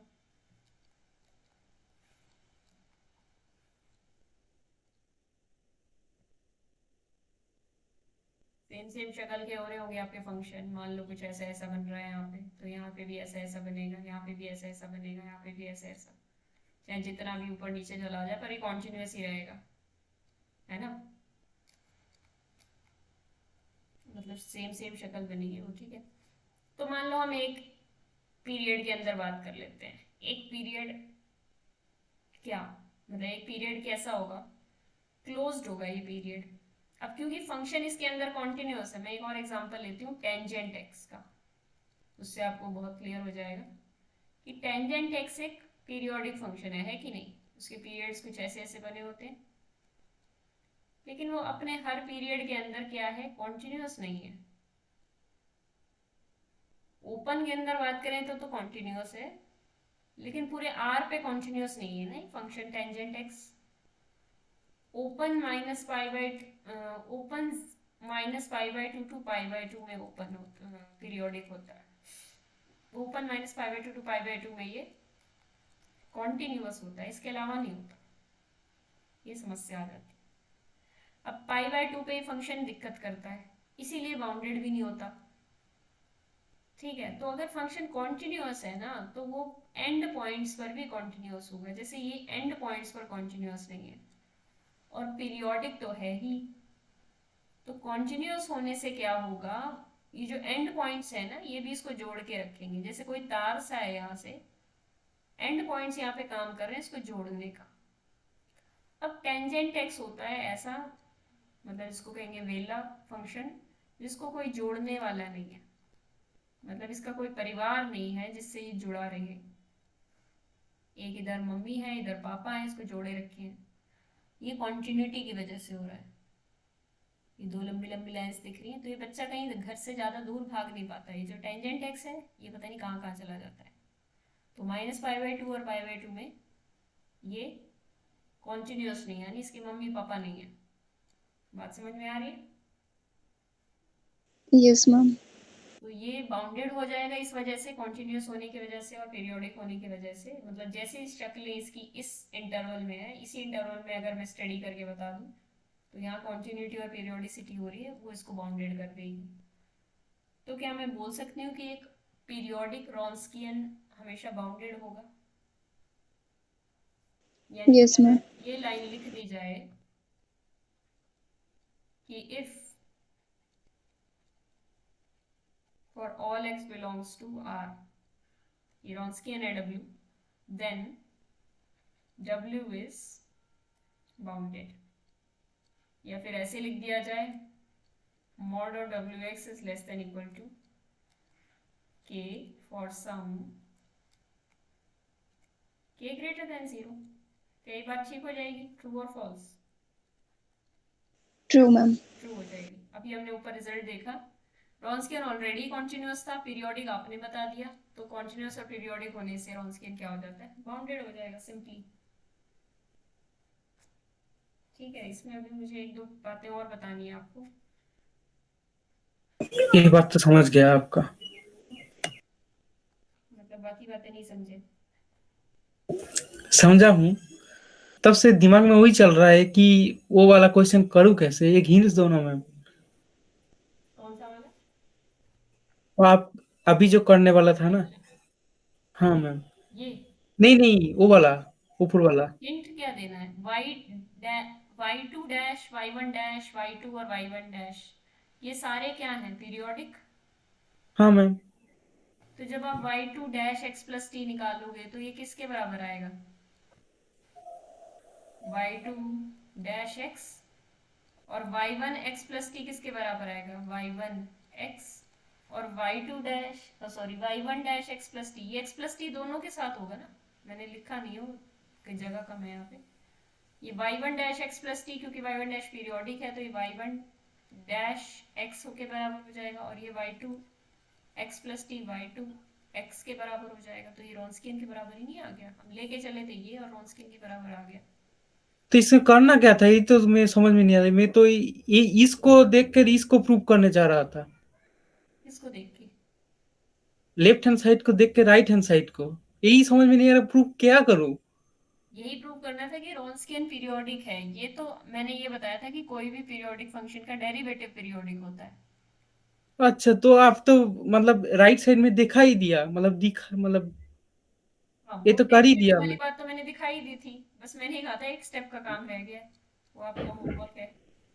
मैं सोच रहा था क्या ना क्या दे रखे हो। नहीं, कुछ नहीं, एक ही स्टेप का काम था। मैं तब से सोच रहा हूँ करूँ तो करूँ क्या इसमें, ये तो हो ही रहा है। ओ, ठीक है मैम, समझ में आ गया। क्या ही बताएं, बच्चे भी गायब है। क्या करूं, बस करूं आज के लिए? ठीक है फिर, क्या करूँ। अरे, बंद ही हो मैम गया, अपने आप ही बंद हो गया। हाँ, मैम प्रेजेंटेशन कैसे बनाऊं, उसमें वो दिक्कत आ रही है। डीपी भी चेंज हो गई इतनी जल्दी? वो तो स्टार्टिंग में कर ली थी मैम। प्रेजेंटेशन किसकी बनानी है? सभी सब्जेक्ट्स की बनानी है मैम। पावर पॉइंट पे बनानी है, इसीलिए प्रॉब्लम हो रही है।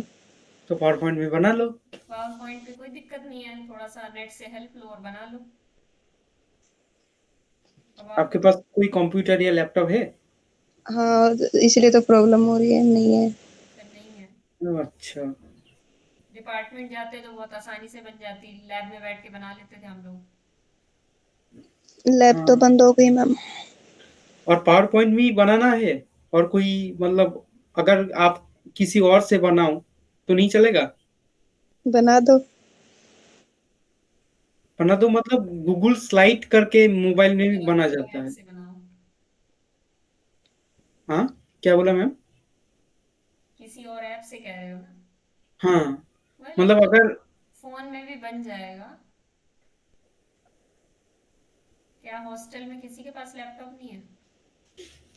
मैं तो घर आ गई मैम, और बाकी सभी चले गए, मेरे सभी फ्रेंड्स घर चले गए। सब घर चले गए? सबको पता चल गया कि अब नहीं खुलने वाली यूनिवर्सिटी? लग तो यही रहा मैम। खैर, लग तो यही रहा है। केसेस कम तो हुए नहीं है, बढ़ ही रहे हैं। फिलहाल 12 तक मैम, फिर इंक्रीज कर देंगे।